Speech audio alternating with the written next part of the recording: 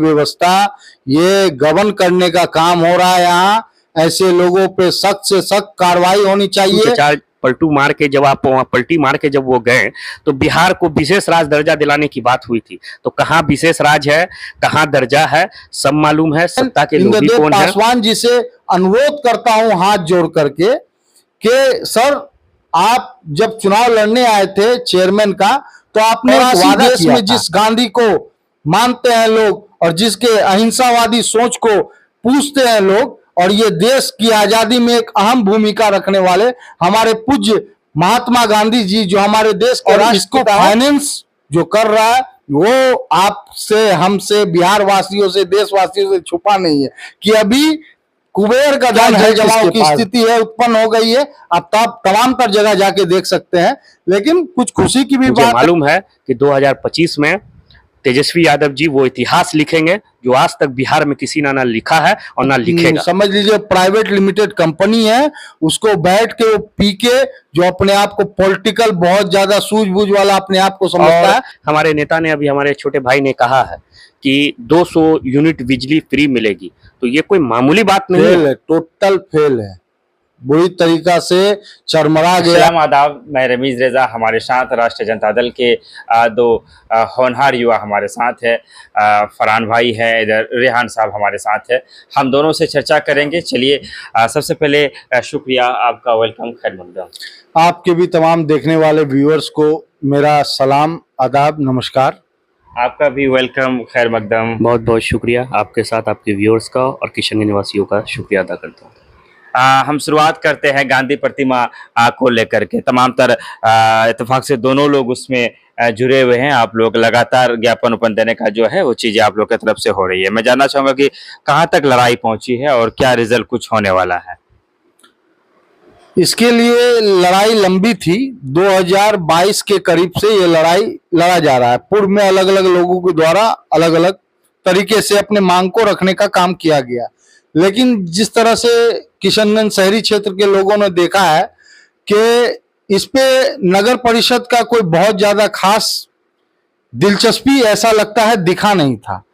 तो पूर्व के भी डीएम थे तुषार सिंगला जी, उनको भी ज्ञापन देने का काम किया गया था लोगों के द्वारा, लेकिन उनका ट्रांसफर हो जाने के कारण नए डीएम हमारे प्रमंडल के ही विशाल राज जी, तो उनके वो पदभार ग्रहण किए। तो हम लोगों ने एक, जो पूर्व में अनऑर्गेनाइज वे में लोग अपने अपने तरीके से सब कर रहे थे, लेकिन हर दल से ऊपर उठ के जो भी किशनगंज जिला के अंदर रहने वाले लोग हैं, और वो गांधी चौक को, गांधी चौक किशनगंज शहर का दिल कहा जाता है, और यहाँ गांधी चौक के प्रतिमा की लड़ाई लड़ी जा रही है। इसी को देखते हुए तमाम तर पार्टी के भी युवा आने का काम किए, और समाज के बहुत बुद्धिजीवी वर्ग, कोई शिक्षा के क्षेत्र में हो, कोई एनजीओ के क्षेत्र में हो, अलग अलग वर्ग से लोग एकत्रित हुए, और हम लोगों ने गांधी प्रतिमा सत्याग्रह समिति एक गठन करने का काम किया,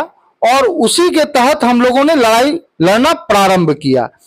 तो जो विशाल राज जी नए पदभार ग्रहण किए, हमारे जिला पदाधिकारी महोदय, तो उनके पास हम लोग सत्याग्रह समिति के सदस्यों के द्वारा हम लोग जाके ज्ञापन सौंपने का भी काम किए कि सर, ये पूर्व से ये मांग होती आई है और आश्वासन भी मिला था, लेकिन इस पे कोई कार्रवाई अभी तक हुई नहीं है। और जिला वासियों की और शहरी क्षेत्र में रहने वाले तमाम तर लोगों की ये दिली ख्वाहिश है भाई कि अगर गांधी चौक पे और भारत के अंदर हम लोग अगर गांधी की प्रतिमा लगवाने के लिए अगर लड़ाई लड़ना पड़े, तो एक बहुत शर्मसार होने का विषय है। हम आएंगे आपके पास भी इसी सब पे। हम आपसे बात करना चाहेंगे कि उस देश के निवासी हैं जहां गांधी जी को एक तरह से उनकी पूजा होती है, काफी लोग मानते हैं, और रेहान साहब ने कहा कि उसकी प्रतिमा लगाने के लिए लड़ाई की जरूरत पड़ती है, आंदोलन की जरूरत पड़ती है। इसको किस संदर्भ में देखते हैं आप? बात, मैं उनकी पूरी बातों से सहमत हूँ, और कहीं ना कहीं ये हमारे लिए दुर्भाग्य है कि इससे पहले मुझे लगता है कि शायद आप जिस उम्र में हैं अभी, आप भी अपने बचपन में देखे होंगे, मैं भी अपने बचपन से देखते आ रहा हूँ कि गांधी चौक को गांधी चौक ही के नाम से जाना जाता है, लेकिन इसके बावजूद भी गांधी जी की प्रतिमा को लेके कभी वहाँ कोई आवाज़ नहीं उठी। आज अगर आवाज़ उठ रही है, मैं आपको बताते चलूँ कि ये समिति जो अभी बनी है और इससे पूर्व में पिछले साल हम लोगों ने रोज़ा रख के वो तपती धूप, वो चिलचिलाती धूप में, और हम थे, हमारे साथी थे, दानिश इकबाल साहब थे, उसके बाद अशरफ खान साहब थे, इम्तियाज़ नसर साहब थे। बहुत लोगों ने मिलके हम लोगों ने नगर परिषद तक पद यात्रा किया था। पहले हम लोगों ने ज्ञापन सौंपा, उसके बाद पद यात्रा किया। तो कहीं न कहीं ये सब रूप आज लेके सारे लोग जो गांधी प्रेमी हैं, सब एक प्लेटफ़ॉर्म पे आए और किशनगंज के युवाओं ने इस चीज़ को बढ़-चढ़ के इसकी पे आवाज़ उठाया और आंदोलन करने की बात की। तो मुझे लगता है कि हम लोग इस चीज़ में अभी तक कामयाब हैं कि जैसा अभी मालूम चला कि मैं पिछले कुछ दिनों से चोटिल हूँ, जिसके वजह से मैं कहीं कुछ मूवमेंट नहीं कर पा रहा हूँ। लेकिन अपडेट सारा मैं अपडेट में ले रहा हूँ। मैं देख रहा था उसमें कि हमारे कुछ साथी इसी सत्याग्रह समिति के जाके वो मिले, डीएम साहब को भी ज्ञापन दिया गया। तो मुझे सुनने में आया है कि नगर परिषद जो है वो तैयार है वहाँ पे चबूतरा बनाने के लिए, और उन्होंने कहा है कि आप मूर्ति का इंतज़ाम कीजिए कि वहाँ जो मूर्ति स्थापित होगी गांधी जी की। आज इस संदर्भ में संध्या शाम 7 बजे हमारी समिति की एक बैठक भी है, जहाँ वो प्रतिमा को लेके बात होंगी, हम लोग अपना मशवरा करेंगे। तो मुझे लगता है कि अगर वहाँ प्रतिमा लगती है तो ये एक खुशी की बात है, और सिर्फ हम सब नहीं, पूरे किशनगंज वासियों के लिए ये एक बहुत खुशी की बात है कि समझ लीजिए कि एक ऐसा होने जा रहा है। मुझे लगता है कि कुछ लोग की नासमझी उसको हम कहेंगे, कुछ लोग की नासमझी के वजह से, या उसको कहिए कि दूरंदेश ना है कि आप गांधी के शहर में और गांधी के देश में, जो देश संविधान से चलता है, आज उसके गांधी जी के लिए अगर हमें प्रतिमा के लिए रोड पे आना पड़ रहा है तो कहीं ना कहीं हम लोग बहुत शर्म की ये बात है, और हम सभी के लिए शर्म की बात है कि वहाँ हम गांधी के सिद्धांतों की बात नहीं कर सकते हैं। और कुछ लोग जो इसको रोकने में लगे हुए हैं, जो वो नहीं चाहते हैं कि उस चौक पे गांधी की प्रतिमा लगे, तो मैं ऐसे लोगों को कहना चाहता हूँ कि आप जितनी भी ताकत लगा लें, आप जितनी भी जोर लगा लें, गांधी जी की प्रतिमा गांधी चौक पे लगनी है तो लगनी है। एक बात।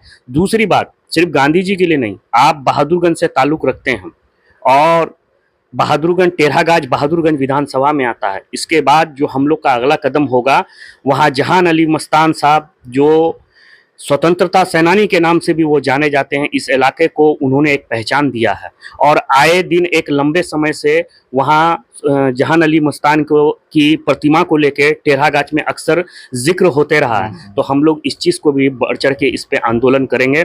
और एक छोटी सी बात मैं बोलना चाहूँगा कि बहुत सारे लोग ऐसे हैं जो रोकने के लिए आते हैं। मैं बताता चलूँ कि आज किशनगंज इस सत्याग्रह समिति में हर दल के नेता हैं, और जरूरी नहीं है कि वो दल के हैं, जो समाज में अपना सेवा देते हैं, जो रुचि रखते हैं, वो लोग भी इस प्लेटफॉर्म पे आके काम कर रहे हैं।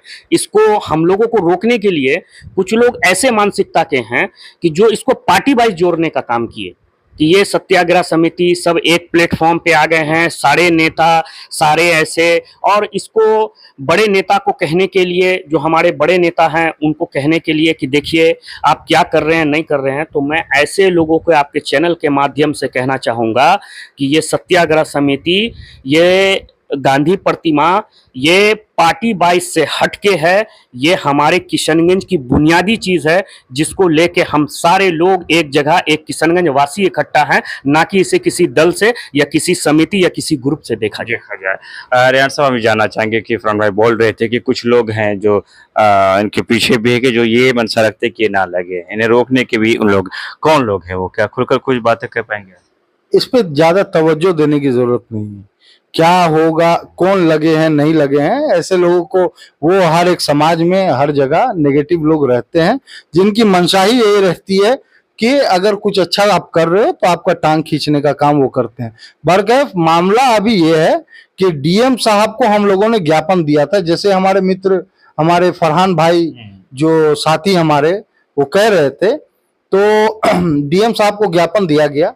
देने के बाद डीएम साहब ने एग्जीक्यूटिव साहब नगर परिषद को बुला करके अपने से ये बात रखी, और उसका फलस्वरूप ये निकला कि जो अभी हमारे सदस्य, गांधी प्रतिमा सत्याग्रह समिति के सदस्य, अभी अल्टीमेटम ज्ञापन लेकर के हम लोगों ने निर्णय किया था मीटिंग में कि एक अल्टीमेटम ज्ञापन देंगे नगर परिषद के एग्जीक्यूटिव को कि अगर आप 24 घंटे में हमें स्पष्टीकरण नहीं देते हैं कि आप लगेगा या नहीं लगेगा या कब तक लगेगा, लेकिन ये एक बहुत पॉजिटिव रिस्पांस आया नगर परिषद एग्जीक्यूटिव के साहब की तरफ से, और उनके साथ वाइस चेयरमैन प्रतिनिधि और वाइस चेयरमैन प्रतिनिधि कलीमुद्दीन साहब थे उनके साथ साथ, और हमारी टीम के तमाम सदस्य थे। तो एग्जीक्यूटिव साहब ने कहा कि 30 सितंबर से गांधी चौक पे जगह चिन्हित कर लिया जाएगा। और पहले बात थी चबूतरे की, लेकिन उन्होंने वो फोटो दिखाने का काम किया। 2 मंजिला वो मतलब एक क्लॉक टावर टाइप एक स्ट्रक्चर खड़ा करेंगे जगह चिन्हित करके, और कार्य वो हमें जैसा आश्वासन दिए हैं कि 30 तारीख से वहां कार्य प्रारंभ हो जाएगा और आप लोग मूर्ति का इंतजाम कीजिए। तो हम लोग भी कोई दबाव नहीं बनाने का काम, हाँ भाई आप जगह चिन्हित कर लीजिए।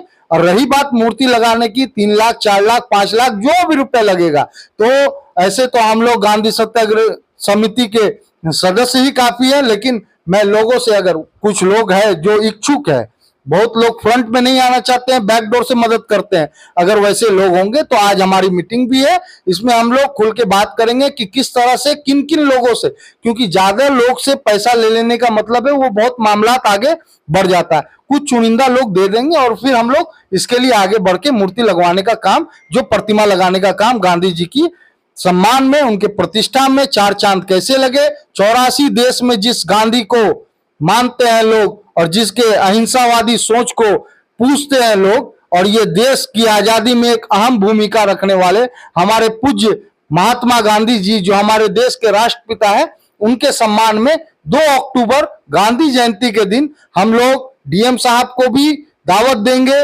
नगर परिषद के चेयरमैन, वाइस चेयरमैन और तमाम वार्ड कमिश्नर और एग्जीक्यूटिव साहब से लेकर के तमाम लोग को दावत देंगे कि अगर प्रतिमा नहीं भी लगती है, अगर 30 सितंबर से काम प्रारंभ हो जाता है, तो हम लोग 2 तारीख को कम से कम गांधी जी की एक तस्वीर रख के वहां गांधी जयंती मनाने का हम लोग काम करेंगे। इसी पे हम लोग बात भी गांधी करेंगे। प्रतिमा से थोड़ा हटना चाहेंगे हम। अगर हम अब आरटीआई मार करके अगर आप सूचना लेना चाहेंगे, तो चाहे किसी भी नगर की बात कर लें, स्वच्छता, लोहिया स्वच्छता अभियान के नाम पर सरकार लाखों का फंड महीने में दे रही है नगर को।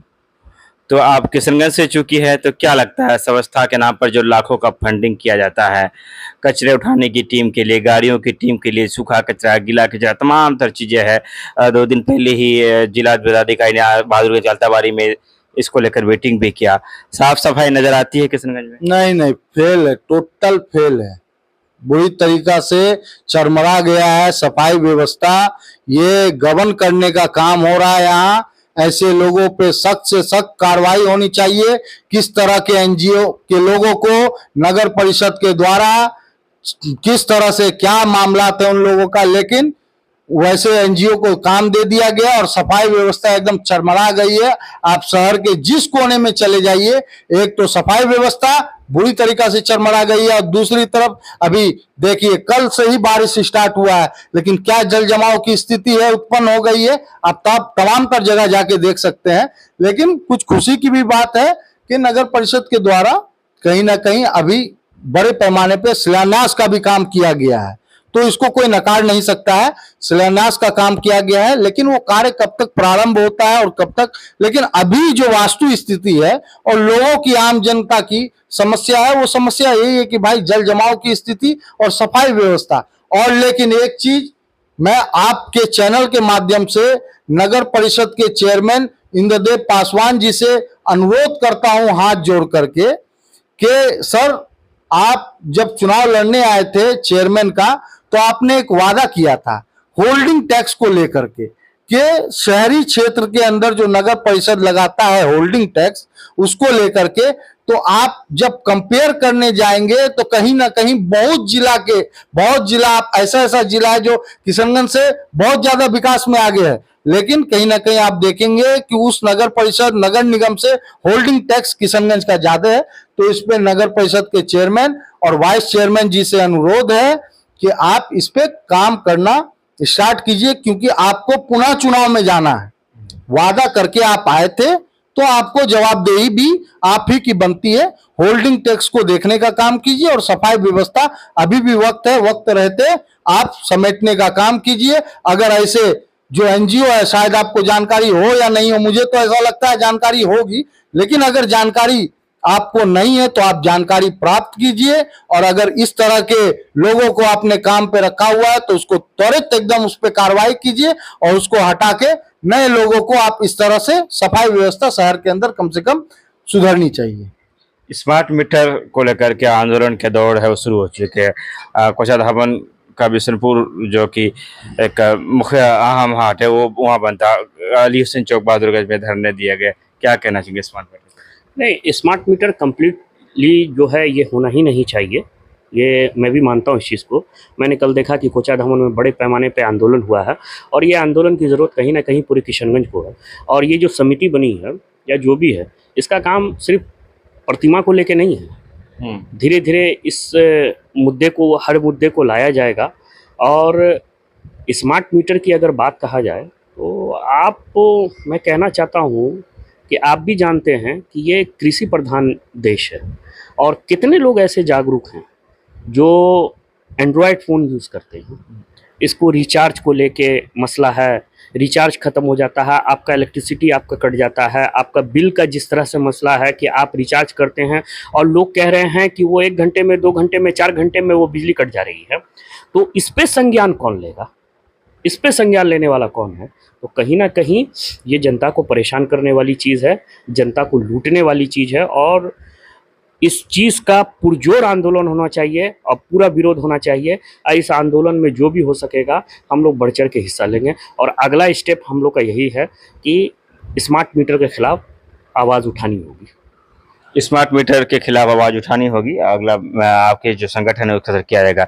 जमीन सर्वे का जो काम चला था, हालांकि 3 महीने का समय दिया गया है, जमीन सर्वे को लेकर क्या दृष्टिकोण रखते हैं आप अपना? परेशान करने के लिए जमीन सर्वे लाया गया था, तो आप आज देख रहे होंगे सरकार कहीं ना कहीं मजबूर होके इसको बंद करने का काम किया गया है। तो जमीन सर्वे तो जिस तरह से पूरे बिहार भर के अंदर आप देख रहे होंगे, जगह जगह लोगों का विरोध, सरकार समझ गई कि ये जमीन सर्वे और बिजली स्मार्ट मीटर जो लगा करके ये उसके ताबूत का आखिरी कील होता। तो कहीं ना कहीं एक चीज से तो अभी सरकार बैकफुट पे आई है, लेकिन जिस तरह से तमाम तर जिला में ऐसा कोई जिला नहीं बच रहा है कि जहां आप देख रहे होंगे कि स्मार्ट मीटर को लेकर के आवाज नहीं उठ रही है। स्मार्ट मीटर आप गरीब के ऊपर जबरन थोप दिए भाई। आप उसमें जो आपके चैनल के माध्यम से ही मैं न्यूज देखने का काम किया था, जो 200 रुपया बिजली बिल आता था वो कहीं ना कहीं 350-400 आ रहा है। तो गरीब आदमी कमा नहीं पा रहा है, लेकिन उसकी जो जरूरतें हैं वो तो आप जिस तरह से स्मार्ट मीटर लगा दिए भाई, तो वो कहां से पूर्ति करेगा? और नहीं पूर्ति करेगा, लाइट चले जाएगा। और गर्मी का क्या हालात रहा, किस तरह से गर्मी का प्रकोप रहा, तो गरीब के लिए तो दुश्वारी है। सरकार की तरफ से कोई राहत नहीं। इसीलिए हमारे नेता ने आह्वान किया और हमारे नेता ने बोला भी है कि 25 का विधानसभा चुनाव हमारे नेता प्रतिपक्ष और यशस्वी मुख्यमंत्री तेजस्वी यादव जी ने वादा किया और अपने मैनिफेस्टो में डालने का काम करेंगे कि 200 यूनिट बिजली बिहार वासियों को फ्री देने का काम करेंगे हमारे नेता। हम है चूंकि राष्ट्रीय जनता दल से आप हैं, तो मैं चाहूंगा कुछ कहना चाहेंगे अपनी पार्टी की तरफ से, आखिर में कुछ संदेश हो फरहान साहब का, जो भी देख रहे हैं उनके लिए। देखिए, लोग मनरेगा मैन किसी को कहते हैं, किसी को विकास पुरुष कहते हैं, शो कॉल। तो जब ऐसे ऐसे लोग नारे दे रहे हैं तो मैं अपने नेता को, माननीय तेजस्वी यादव जी को, मैं नौकरी मैन कहना चाहूँगा कि 17 महीना में उन्होंने जो 4 लाख 5 लाख रोजगार देने का काम किया, तो बिहार में बिहार की जनता को ये बात को समझते हुए 25 में उनको मुख्यमंत्री बनाना है। क्योंकि अगर आप बिहार का और आप राज्य का विकास चाह रहे हैं, क्योंकि आपके सामने में धरातल में सब कुछ है कि उन्होंने जिस तरह से अभी हमारे पलटू चचा पलटू मार के जब आप पलटी मार के जब वो गए तो बिहार को विशेष राज दर्जा दिलाने की बात हुई थी। तो कहाँ विशेष राज है, कहाँ दर्जा है, सब मालूम है। सत्ता के लोभी कौन है। और हमारे नेता ने, अभी हमारे छोटे भाई ने कहा है कि 200 यूनिट बिजली फ्री मिलेगी, तो ये कोई मामूली बात नहीं है। आप कितना भी बिजली घर में जलाइएगा, आपका 100 यूनिट 150 यूनिट से ज्यादा आने वाला नहीं है। तो ये बहुत बड़ी बात है। अगर बिहार की जनता इस चीज को समझ रही है तो मुझे मालूम है कि 2025 में तेजस्वी यादव जी वो इतिहास लिखेंगे जो आज तक बिहार में किसी ने ना लिखा है और ना तो मैं लिखेगा। चाहूंगा कि जो लोग देख रहे हैं, राष्ट्रीय जनता दल का एक मजबूत स्तंभ होने के नाते विपक्ष तक पार्टी की ओर से क्या कुछ कहना चाहिए? पार्टी के हम लोग निष्ठावान कार्यकर्ता हैं और बात पार्टी अब बिहार की जनता समझ चुकी है। नीतीश कुमार का भी एक लंबा शासनकाल देख लिया और अभी नए नए मार्केट में एक आए हैं, पीके के नाम से मशहूर है, पॉलिटिकल पार्टी को एड देने का काम किया करते थे। भारतीय जनता पार्टी हो, कांग्रेस हो, टीएमसी हो, जदयू के राष्ट्रीय उपाध्यक्ष रहे, अभी वो अपना नया नया सगुपा छोड़ रहे हैं, नया नया भाषण दे रहे हैं। वो अभी ही डिसाइड कर दिए कि 40 मुसलमान कैंडिडेट दे देंगे, 40 महिला दे देंगे।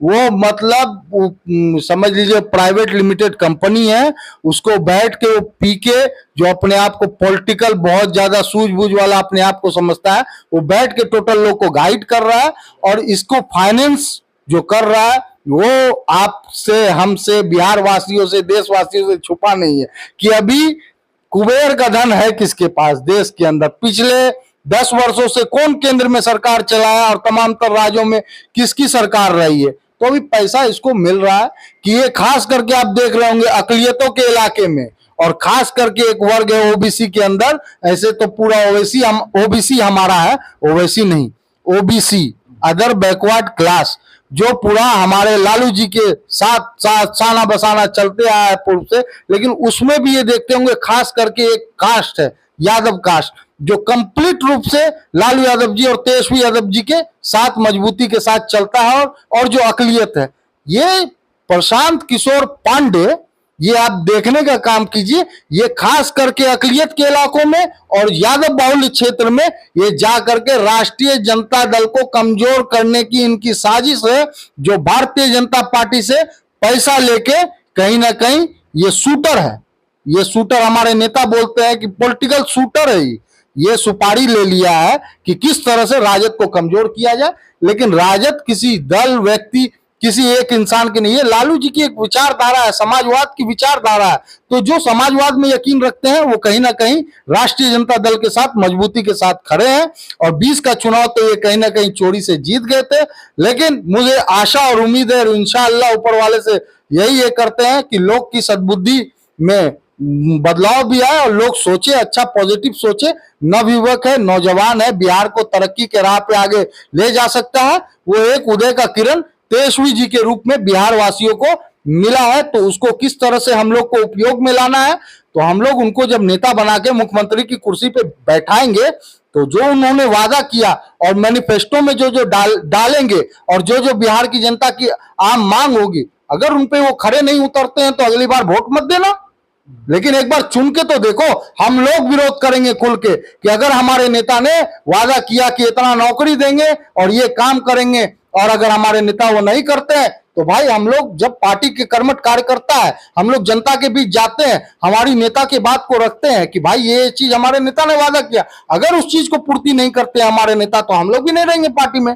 फिर ऐसे में पार्टी में रह के क्या फायदा। लेकिन उससे पहले आपको कहीं ना कहीं एक बार विश्वास करके देखना होगा। आप हमारे नेता पे एक बार विश्वास करें और जब वो विश्वास पे वो खड़ा उतरने का काम करेंगे, ये हम लोग को आशा और उम्मीद है। बहुत बहुत शुक्रिया आप दोनों का, अपना कीमती वक्त आपने हमारे साथ शेयर किया, इसके लिए आप दोनों का आभार। विदा लेना चाहेंगे आपसे। आपने हमारी जो वार्तालाप को सुना, इसके संदर्भ में आप सभ्य शालीनता के साथ अपनी प्रतिक्रिया कमेंट बॉक्स में चिपका सकते हैं। धन्यवाद।